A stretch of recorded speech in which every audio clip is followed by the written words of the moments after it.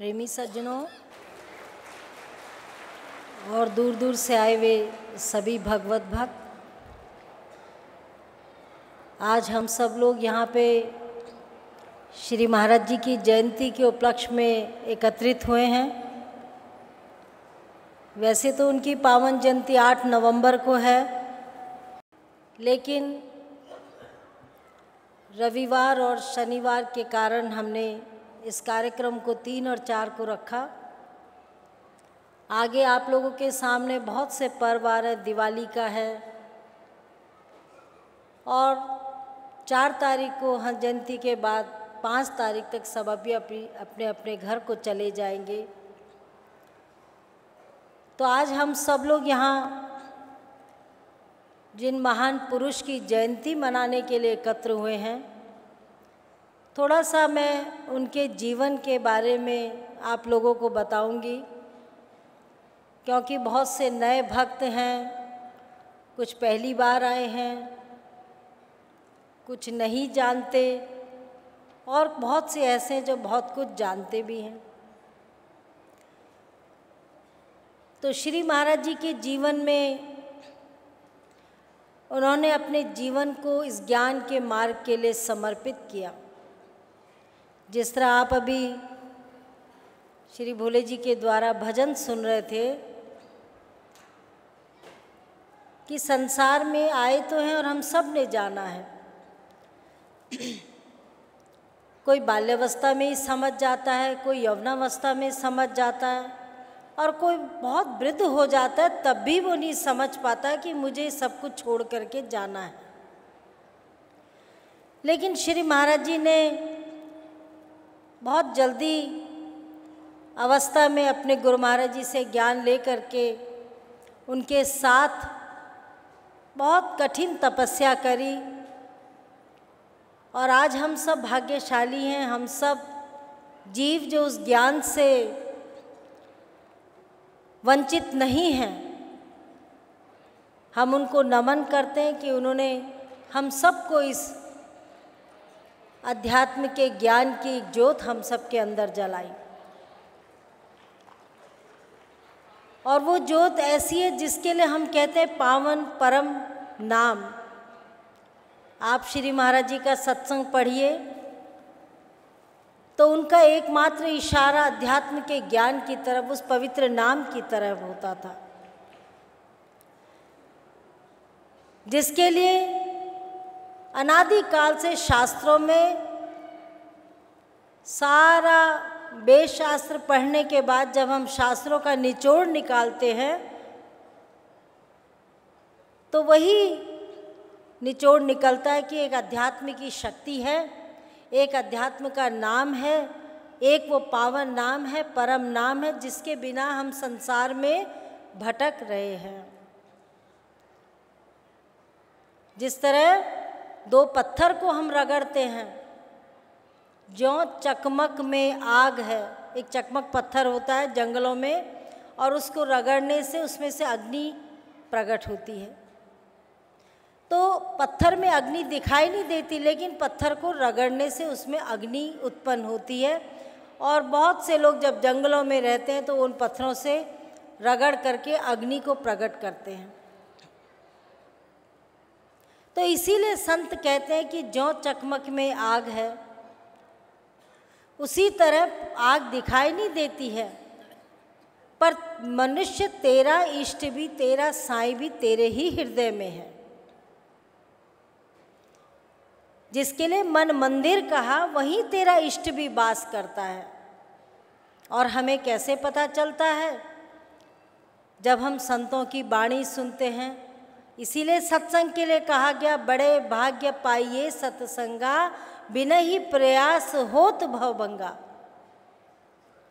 कि सत्संग में इतनी अच्छी अच्छी वाणी सुनाई जाती है। 6 बजे से आप लोग बैठे हैं, सब संत महात्माओं के, सब भक्त जनों के, आप सत्संग का श्रवण कर रहे हैं, अनुभवों का श्रवण कर रहे हैं।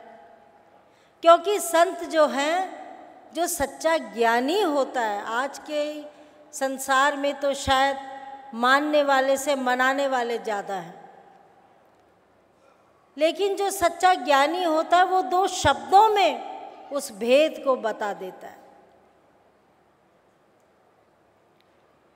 उसे लंबी चौड़ी बात करनी नहीं आती है, वो 2 शब्दों में उस भेद को बता देता है कि तू संसार में आया किस लिए है।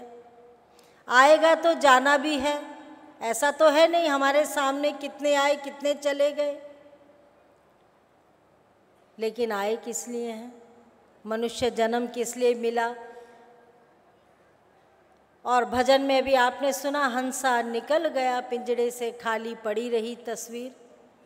वही पुत्र, वही पिता, वही पत्नी, वही संसार के संबंधी, जब प्राण शक्ति चली जाती है तो उसी चोले को जिससे मोह करते हैं उसी चोले को अग्निदाह कर देते हैं, दफना देते हैं, अपने अपने धर्मों के अनुसार क्रियाकर्म कर देते हैं, और फिर धीरे धीरे उनका जीवन फिर से चलने लग जाता है। तो यही संत समझाने का प्रयास करते हैं कि हे जीव, बड़े भाग्य पाइए सत्संगा, बिनहि प्रयास होत भवभंगा। बहुत से मन में विचार उठते हैं कि हम आए क्यों हैं, क्या है, किस लिए आए हैं, कौन सा ऐसा नाम है।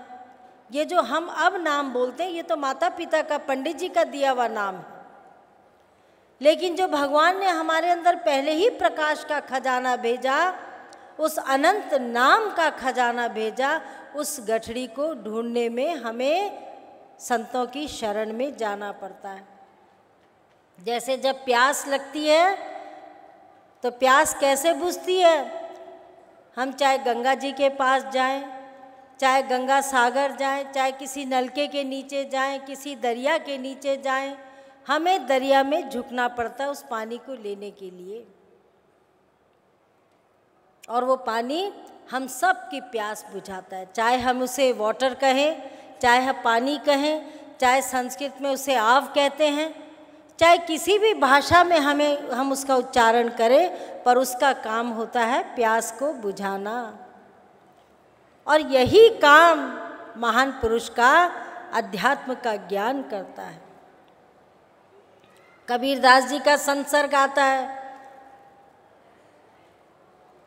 कि स्वर्ग बुलावा भेजिया दिया, कबीरा रोए, जो सुख साधु संग में सो बैकुंठ न हो। कबीरदास जी ने स्वर्ग का निमंत्रण आया। अगर आज बिना कुछ कहे स्वर्ग जाने का रास्ता पता चल जाए तो बहुत से लोग तैयार हो जाएंगे कि भाई करना धरना कुछ है नहीं, सीधा स्वर्ग की प्राप्ति हो जाएगी। लेकिन कबीरदास जी ने निमंत्रण को ठुकरा दिया। कबीरदास जी कहते हैं वो सुख जो साधु संगत में है वो मुझे स्वर्ग में नहीं मिल सकता है, क्योंकि मनुष्य चोले में ही हम अपने जीवन को सुधार सकते हैं। आज जिन महान पुरुषों के हम जीवन की, हम उनके जो महान कार्य थे उनकी अनंत गाथा को सुनाने का प्रयास कर रहे हैं। हम सुना नहीं सकते हैं, प्रयास कर रहे हैं कि कुछ शब्दों में हम उनके जीवन के जो उनका जीवन था उसको हम सुना सकें तो हम धन्य हो जाएंगे। ऐसे महान शक्ति ने अपने जीवन में उस मानुष चोले में उस अध्यात्म के ज्ञान का प्रचार किया, और प्रचार करते करते बहुत सी कठिनाइयों का सामना भी करना पड़ता है। मुझे बहुत बार वो बात याद आती है। एक भक्त थे, अब तो उनका शरीर पूरा हो गया, वो कहते थे माता जी हम जब खेतों में बैल चलाते थे और खेतों में काम करते थे, अपना अनाज बोते थे, जो भी सेवा करते थे खेत में, तो श्री महाराज जी हमारे लिए घर से रोटी और सब्जी लेकर के वहीं खेत में आ जाते थे। कहते देखो समय व्यर्थ नहीं करो, तुम अपना काम करते रहो, मैं तुम्हें चलते चलते सत्संग सुनाऊंगा। तुम अपना काम करते रहो, काम में व्यवधान मत डालो। अपनी खेती में तुम अगर काम नहीं करोगे और घंटों सत्संग सुनते रहोगे तो तुम काम कैसे करोगे, अपना जीवन यापन परिवार को कैसे पालोगे। तुम बैलों को हाँकते रहो और मैं तुम्हारे साथ चल चल के सत्संग सुनाता रहूँगा, और जब सत्संग सुनाऊँगा तुम इतने में ही तुम्हारे अंदर जब जागृति आएगी उस नाम को जानने की, तो मैं यहीं तुम्हें उस नाम को दे दूँगा। परम प्रकाश रूप दिन राती, नहीं चाहिए कछु दिया घृत बाती। वो ऐसा परम प्रकाश है, दिन रात हमारे अंदर उसकी लौ जलती रहती है, उसके लिए हमें घी बाती की आवश्यकता नहीं है। तो भगवान की शरण में जब मनुष्य जाता है और हम भगवान की शरण में जाते हैं तो क्या मांगते हैं? हे भगवान, सारी संसार की वस्तुओं को मनुष्य मांगता है और मांगते मांगते वृद्ध हो जाएगा, संसार से चला भी जाएगा। अंतिम समय में भी अगर कोई पूछेगा क्या चाहिए तो कहेगा मेरे परिवार को सुखी करो, मेरे पुत्र को धनवान करो, मुझे ख्याति दो। वही मनुष्य की जो ज़रूरतें होती हैं उसी को मांगता रहता है। पर जब सच्चा संत मिलता है, सच्चा महापुरुष मिलता है, वो एक प्रेरणा देता है कि हे जीव, जो कुछ संसारिक कमाई है उसे तो हमने यहीं छोड़ के चले जाना है, हमारे साथ क्या साथ जाएगा। और इस जीवन को रेमन ये 2 दिन का मेला रहेगा, कायम ना जग का झमेला रहेगा। संसार में, इस जग में संसारिक चीज़ों को झमेला ही कहा है। 2 दिन का मेला है, आए हैं मेले में मस्त हो। जब तक शरीर में ताकत है तब तक सारा परिवार का पालन पोषण कार्यों को हम करते रहते हैं, पर जब संसार से जाने का समय होता तब किसी किसी को ऐसी याद आती है कि अरे अब भगवान का नाम ले ले, लेकिन तब अवस्था वृद्ध हो जाती है। इसीलिए कहा कि संतों की वाणी बड़ी अटपटी, झटपट लखे ना कोई, जो झटपट लखे तो चटपट दर्शन हो। इसीलिए बार बार महान पुरुष का सुमरन किया जाता है, कि महान पुरुषों को नमन किया जाता है जिन्होंने ऐसे सुंदर अध्यात्म ज्ञान से हमारे जीवन को उज्जवल कर दिया। और जिसने उस ज्ञान की अनुभूति की, जिसने उस ज्ञान का अनुभव किया, उनका जीवन भी उज्जवल हुआ। क्योंकि संत महात्मा कहते हैं, मैं कहता हूँ आँखों देखी, तू कहता है कागज लेखी, तेरा मेरा मनवा कैसे एक होई रे। आज संसार में बहुत से धर्म के ऊपर PhD करने वाले हैं, बहुत से शास्त्रार्थ करने वाले हैं, बहुत से वेद पुराणों का अध्ययन करके लोगों को सुना रहे हैं। कागजी अनुभव बहुत हो गया है, लेकिन भगवान कहते हैं, संत महात्मा कहते हैं, जो ज्ञान का अनुभव कर लेते हैं वो कहते हैं, मैं कहता हूँ आँखों देखी, तू कहता है कागज लिखी, तेरा मेरा मनवा कैसे एक हुई रे। मैं कहता हूँ जागत रही हो, तू जाता है सोई रे, तेरा मेरा मनवा कैसे एक हुई रे। महान पुरुष कहता है जागते रहो, वैसे तो जाग ही रहे हैं, पर अंतर आत्मा से जागते रहो। और वो क्या है? खाते पीते सोते जागते हम अपने सांसों में प्रभु के नाम का सुमरन करें। तो कहते हैं, मैं कहता हूँ जागत रहियो, तू जाता है सोई रे, तेरा मेरा मनवा कैसे एक रोई। क्योंकि संत महात्मा अंदर आत्मा की आवाज़ को कहते हैं, जागते रहो, जागो रे नर जागना, अब जागन की बारी, फिर क्या जागे नानका जब सोवे पाँव पसारी। जितने घंटे, जितने जीवन, जितना साल हमारे जीवन में शक्ति है, वो भगवान का, वो प्राणों की शक्ति चल रही है, हमें जागना चाहिए। और जाग करके हमें अपनी कमाई को ले जाना चाहिए, उस कमाई को जिस कमाई ने अनंत काल तक हमें हमारे साथ रहना है। हमें सुख और दुख को भोगते हुए जो हम कमाई करके ले जाते हैं भगवान के नाम की, वो नाम रूपी अंजन हमारे साथ जाएगा। और भगवान तो सबका भला करते हैं, भगवान किसी का नुकसान नहीं करता है। जिस तरह गडरिया होता है, एक जैसी उसकी कई 100 भेड़ें होती हैं, और जब वो भेड़ों को हाँकता है, एक भी भेड़ उसकी खो जाती है तो उन सब के बीच में वो अपनी भेड़ को, खोती हुई भेड़ को ढूंढने निकलता है और ढूंढ करके लाता है। कितनी 100 भेड़ होती है, लेकिन वो जान जाता है कि मेरी एक भेड़ खो गई है। और उस भेड़ को ढूंढ करके अपने शिविर तक लाता है। ऐसे ही भगवान का भक्त भी होता है। भक्त जब भगवान की भक्ति करता है तो भगवान का भक्त भी वो प्यारा परम भक्त बन जाता है, और अगर उसको दुख पड़ता है तो भगवान उसके दुख को दूर करके उसको अपने आंचल में ले लेते। यही तो उसकी महानता है। तभी तो परम प्रभु की शक्ति में हम लोग संत जन जो है लीन होने के लिए कहते हैं। एक बार एक बीरबल के दरबार में राजा कहता है, राजा की उंगली कट जाती है। तो बीरबल तो हमेशा राजा का उत्तर देता था। राजा कहता है, बीरबल आज मेरी उंगली कट गई है। तो बीरबल हंसने लग गया, कहता है जो करता है भगवान अच्छा करता है। अब बीरबल का सुन करके उत्तर राजा को क्रोध आता है कि कहाँ तो मेरी उंगली कट गई, तू हंस रहा है, तू कह रहा है भगवान जो करता है अच्छा करता है। खैर समय व्यतीत होने लग गया, राजन को बीरबल पे क्रोध आया। बीरबल तुझे मैं अपने दरबार से निकालता हूँ, तूने मेरे दुख में एक मजाक बन करके मेरे दुख को कहा, तो तुम जाओ।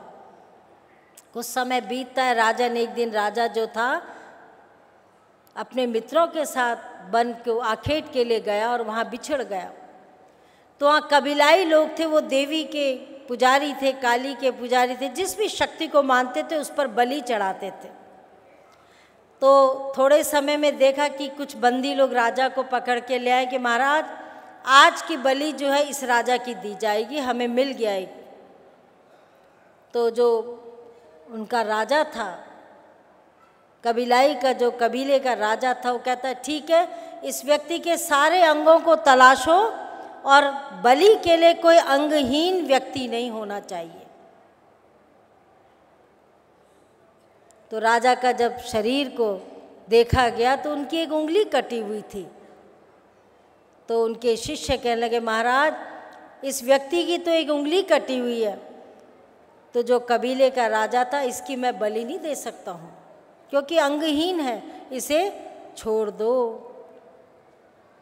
तो राजा जब वापस दरबार में आता है तो बीरबल को बुलाता है कि बीरबल, मुझे उस दिन दुख हुआ, तूने कहा कि जो भगवान जो करता है भगवान अच्छा करता है। शायद अगर मेरी उंगली ना कटती तो आज मैं उस कबीले का बलि चढ़ जाता।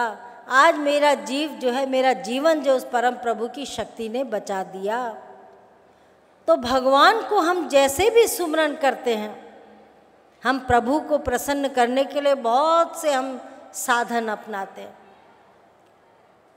लेकिन जो अंदर का साधन है, जो अंदर की हमारे अंदर जो रास्ता है, उसको कोई संत उस रास्ते को बताता है।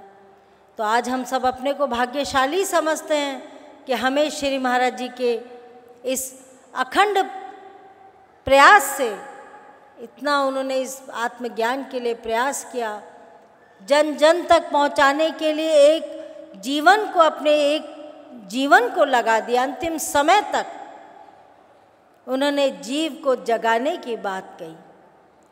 जागत रहियो, जागता रहना, ऐसा आदेश दिया। और उन्हीं के पुण्य प्रताप का फल है कि आज हम सब लोग उस ज्ञान की रोशनी से प्रकाशित हैं। ये तो नकली रोशनी है बिजली की, थोड़े समय में रहेगी, थोड़े समय में चली जाएगी, लेकिन जो अंदर हमारे हृदय में जो रोशनी है, वो अनंत नाम का खजाना है, वो ख़त्म होने वाला नहीं है। उस खजाने को हम जितना पारसमणि की तरह जितना इस्तेमाल करेंगे, वो हमें और शक्ति देगा, और सुमिरन करने की शक्ति देगा, और इस मार्ग में चलने के लिए हमें एक ताकत देगा, एक शक्ति देगा। वही ज्ञान का पुंज हम सबको जानना है। अभी देखो अमेरिका में इतना बड़ा तूफान आया, बहुत सा विनाश उसने किया, बहुत से नुकसान कर दिया, लेकिन फिर भी मनुष्य उठता है, क्योंकि जब तक पेट उसके साथ है वो कर्म करता रहेगा, और उठ करके अपने दिनचर्या में फिर से लग गया है। तो प्रकृति के साथ मानव कभी लड़ नहीं सकता है। कितना भी आविष्कार कर ले, कितना भी अपने को विज्ञान के रास्ते में कितना भी वो ऊंचा बना दे, पर फिर भी प्रकृति का वो मुकाबला नहीं कर सकता है। प्रकृति के आगे हर मानव को झुकना पड़ेगा। तो यही संतों का आदेश होता है कि हे जीव, जब तक हम इस संसार में, हमारे अंदर वो सांस चल रही है 21,600 बार, वो सांस, अगर हम उस सांस का सदुपयोग नहीं करेंगे तो वो सांस हमारी व्यर्थ चली जाएगी। राजा परीक्षित को संसार से, कितना दानी राजा था, लेकिन जब संसार से जाने लगा तो बहुत दुख हुआ। और उसको भी संत महात्माओं के जब तक्षक का श्राप मिलता है कि राजन तो 7 दिन में इस संसार से चला जाएगा, तूने सर्प का, ऋषि के साथ में सर्प का मरे सांप से मजाक किया, तो तेरा अंत भी यही तक्षक करेगा। तो 7 दिन का समय मिला राजा को, 7 दिन। आज तो जीवन समाप्त हो जाता है तब भी भगवान की खोज नहीं करते, और बहुत बड़ी ऋषियों की सभाएं बुलाएगी, तपस्वियों, क्योंकि राजन को 7 दिन में कैसे हम नाम का अधिकारी बनाएं। राजन इतना भक्ति वाला है, इतना शक्ति वाला, इतना दानी है, संसार से अगर वह ज्ञानी चला जाएगा तो ये अनर्थ हो जाएगा। मानुष चोले का जो सदुपयोग है वो उपयोग किए बिना राजा संसार से चला जाएगा। तो राजा परीक्षित के लिए सभाएं की गई कि 7 दिन के समय में 67,000 ऋषि आए, चाहे 80,000 ऋषि आए, एक एक वचन भी बोलेंगे तब भी राजन के पास समय नहीं है। तब 7 दिन के अंदर राजन को सत्संग सुनाया गया, 7 दिन के अंदर सारे वेदों का निचोड़ सुनाया गया, और 7वें दिन परीक्षित राजा को उस आत्मज्ञान की जब प्रेरणा जागी, उसके अंदर जागृति हुई कि अब जाना है और सब कुछ यहीं रह जाना है। सत्संग के द्वारा उसके विचार बदल गए कि मुझे अब उस आत्मज्ञान की, उस अध्यात्म के ज्ञान की शक्ति मेरे अंदर आएगी, तभी मैं इस संसार से जा सकता हूँ। तब उनको उपदेश दिया गया, वो ज्ञान दिया गया, अध्यात्म का ज्ञान दिया गया। और राजन, जो राजा 7 दिन पहले दुखी हो रहा था, राज्य को छोड़ते हुए, पुत्रों को छोड़ते हुए, धन संपदा को छोड़ते हुए, वही राजन सत्संग के बाद खुशी खुशी संसार से गया। तो उसी लिए जब हम लोग 7 दिन, सोमवार से इतवार तक देखो 7 दिन होते हैं, जाना तो सबने 7 दिन के अंदर है, किसी के लिए 8वां 9वां दिन नहीं आएगा, लेकिन वो 7 दिन के अंदर ही हमें जागना है। जो हमारे कहा दिन और रात, जैसा ये बाहर का दिन और रात है, ऐसे ही जीवन भी एक दिन रात से गुजर रहा है।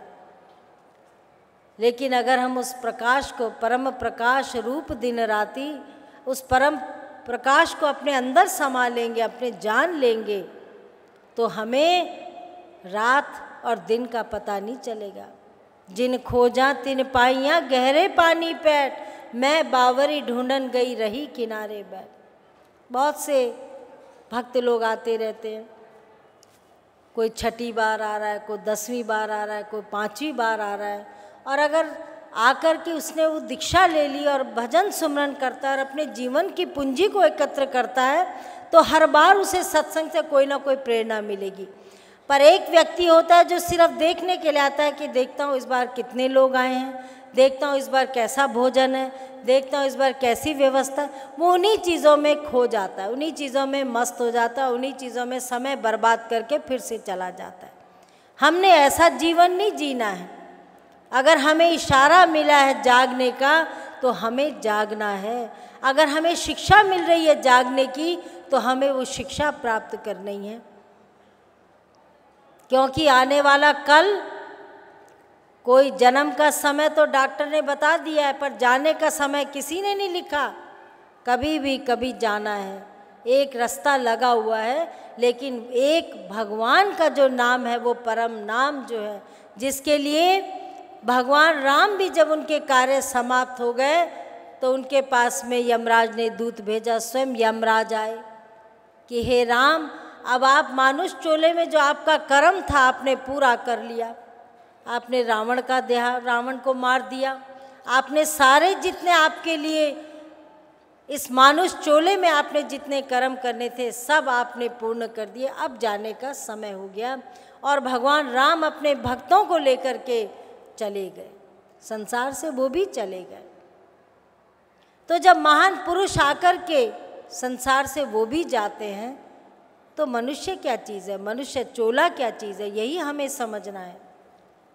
तो ये 2 दिनों का सत्संग आपके लिए इसीलिए किया जाता है कि हे जीव, आकर के जागो। अब जाग सकते हो क्योंकि प्राण शक्ति अंदर है। और जब पांव पसार के सो जाओगे तब जगाने वाला आएगा भी तो पहचान नहीं पाओगे। तब वही परिवार वाले हमें ले जाएंगे, इस काया को ले जाएंगे। जो काया में सामान चढ़ता है वो भी साथ नहीं जाता। तो यही बात समझने की है। इसीलिए सत्संग के लिए कहा कि बड़े भाग्य पाइए सत्संगा, बिना ही प्रयास हो तो भवभंगा। आप आए हैं, बैठे हैं, सत्संग सुनते हो। सत्संग सुनने के बाद में बहुत से दिमाग में विचार उठते, ये धीरे धीरे समाप्त हो जाते हैं। जिस तरह किसान जमीन में, हर जमीन में बीज को बोता नहीं है, उस बीज को पहले उस जमीन को देखता है। अगर उसमें पत्थरी है, पत्थर है, पत्थर को हटाता है, जमीन में नई मिट्टी डालता है, फिर जाकर के बीज को बोता है, बीज की देखभाल करता है और वही बीज जाकर के उसको एक समय में आकर फल देता है। तो अगर हमारा हृदय ही पत्थर के समान होगा और हम यहाँ से संतों के विचार सुनेंगे और दूसरे कान से निकाल देंगे, उसका हमें कोई फायदा नहीं होगा। फायदा तभी होगा जब हम उसको अपने अंदर डाल करके अपने अंदर जीवन में ढालेंगे और उस आनंद को प्राप्त करेंगे, उस परमानंद को प्राप्त करेंगे। और वही आनंद हमें, वही परमानंद हमें, जो सारे खुशियों का राजा है, सारे आनंद का राजा है, जब वो हमें मिल जाएगा तो संसार का सुख दुख हमें व्याप्त नहीं करेगा।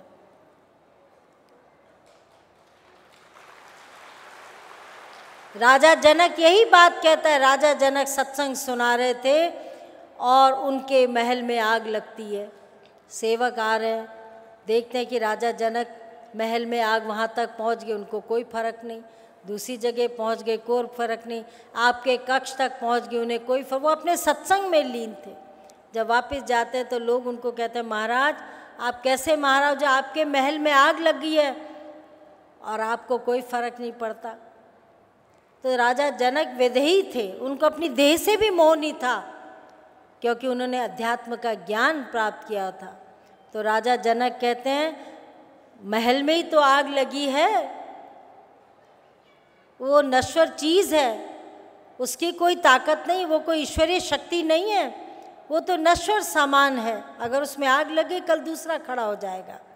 पर ये मानुष चोला जो भगवान का दिया हुआ है, जिसमें भगवान की शक्ति छिपी है, ये ठीक होना चाहिए, जिसमें हम उस परम प्रभु को याद कर सकते। ये सबसे बड़ा हमारा चोला है। इसीलिए बड़े भाग्य मनुष्य तन के लिए कहा गया कि मनुष्य तन जो है सबसे बड़े भाग्य से मिलता है और हम इसको बिना व्यर्थ के कार्यों के लिए गंवाते हैं। तो आप लोगों को बार बार यही सुनाया जाता है। यहाँ कल भी सत्संग होगा, सुबह भी यहाँ कार्यक्रम होगा और बहुत से यहाँ पे लोग जो पहली बार आए हैं, तो उन लोगों को आप जो पहले के लोग हैं, जो पुराने लोग हैं, उनको दिशा निर्देश देना, किस तरह सारी व्यवस्था है। और हमारे कार्यकर्ताओं ने बहुत अच्छे इस बार काफ़ी आप लोगों के लिए सरल बनाने के लिए बहुत से साधन हैं। तो उस व्यवस्था को आप लोग अच्छी तरह उसका उपयोग करिए।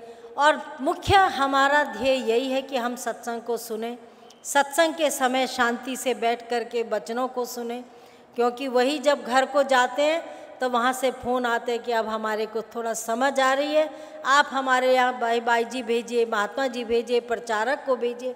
बहुत क्षेत्रों में जो है प्रचार चल रहा है, बहुत क्षेत्रों से चिट्ठियाँ आ रही हैं, कोई प्रोग्राम कहीं मांग रहा है, सबके सबको प्रोग्राम दिए जाएंगे, ऐसी बात नहीं है। अभी बहुत से भक्त लोग श्री महाराज जी के समय के, कितने ही भक्त, मुझे इतनी खुशी हुई कल जान करके कि इतने लोग आए हुए हैं वहाँ से और कहने लगे माता जी महाराज जी आप हमारे फर्रुखाबाद आइए।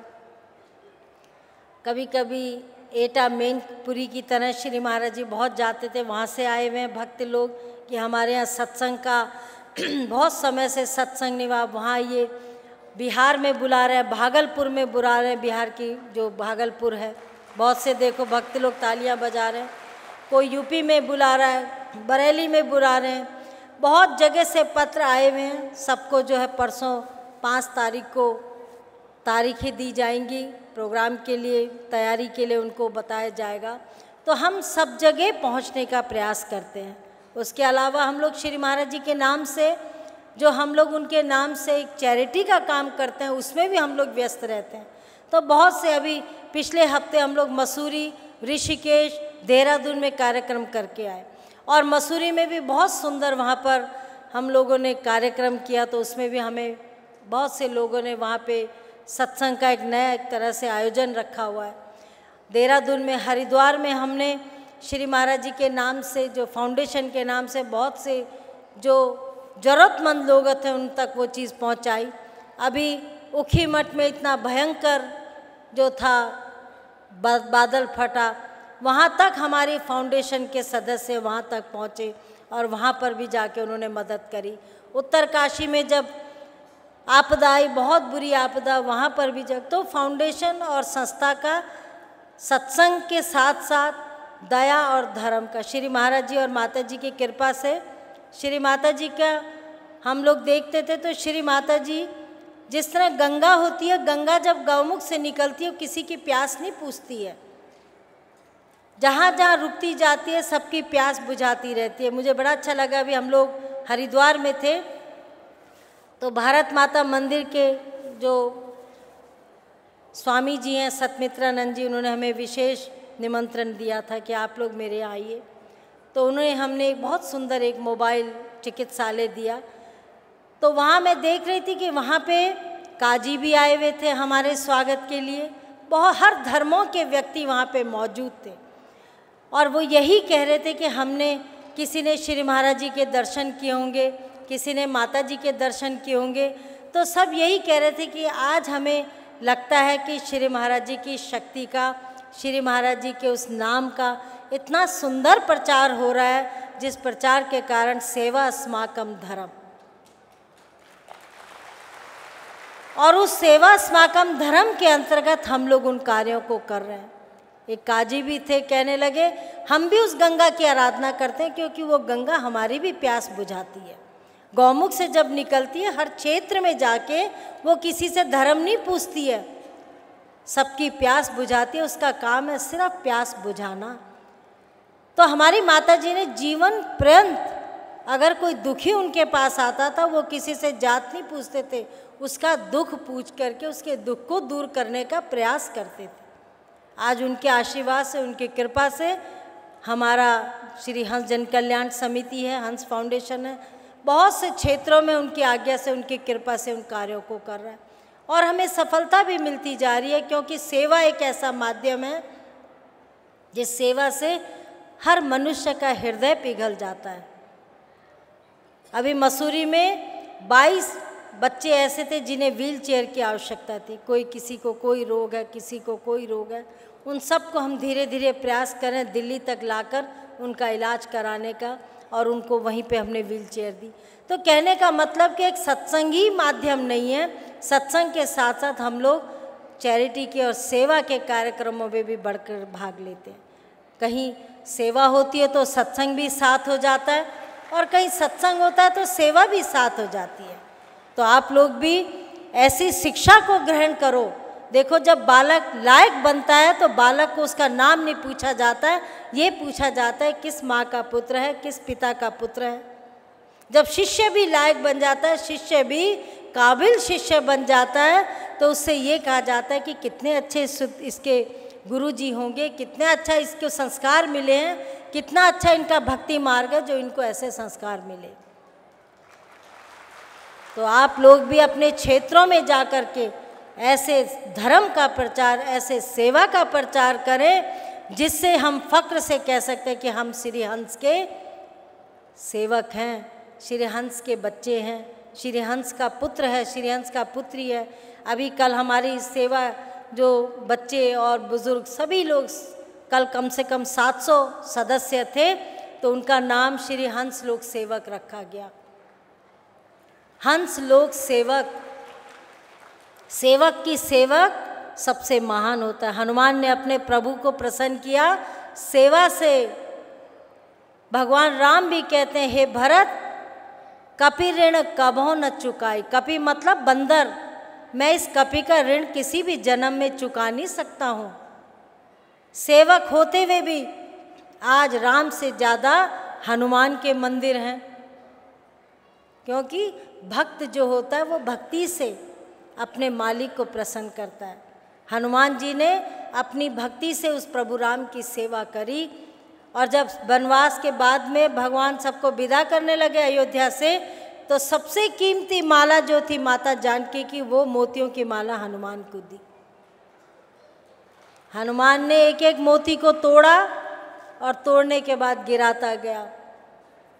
सारे अयोध्या में बैठे हुए थे राज दरबार में, सब हंसने लग गए कि शायद इस बंदर को इस मोती का कीमत नहीं पता। तो कपि क्या कहता है, मैं इसलिए तोड़ रहा हूँ कि किसी एक भी मोती में मेरा राम नहीं है।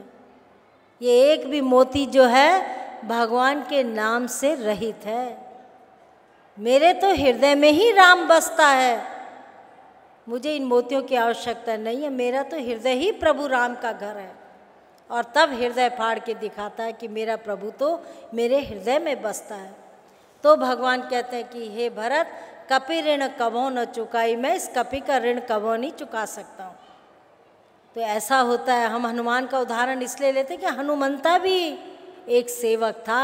सेवक ने अपने प्रभु के हृदय में ऐसा स्थान बना लिया सेवा करके कि वो आजीवन अनंत अनंत अनंत काल तक भगवान और भक्त के नाते को एक कितना सुंदर वर्णन आता है। तो इसलिए आप लोग बहुत भाग्यशाली हैं। कल भी यहाँ सत्संग होगा, कल तो और भी बहुत से कार्यक्रम हैं। आप लोग धीरज से, बहुत से लोग गाजियाबाद में अभी फ़ोन आ रहे थे, फंस गए थे, अब आए हैं, तो धीरे धीरे आप बैठे जाइए। कल सुबह महात्मा जी लोग और हमारे जो वक्ता हैं वो लोग आपको बताएंगे कल के कार्यक्रम के बारे में। आप धीरज धैर्य से और शांतिपूर्वक सत्संग का श्रवण करेंगे तो बहुत सा खजाना हमें मिलेगा। इसलिए सबको दुआ आशीर्वाद।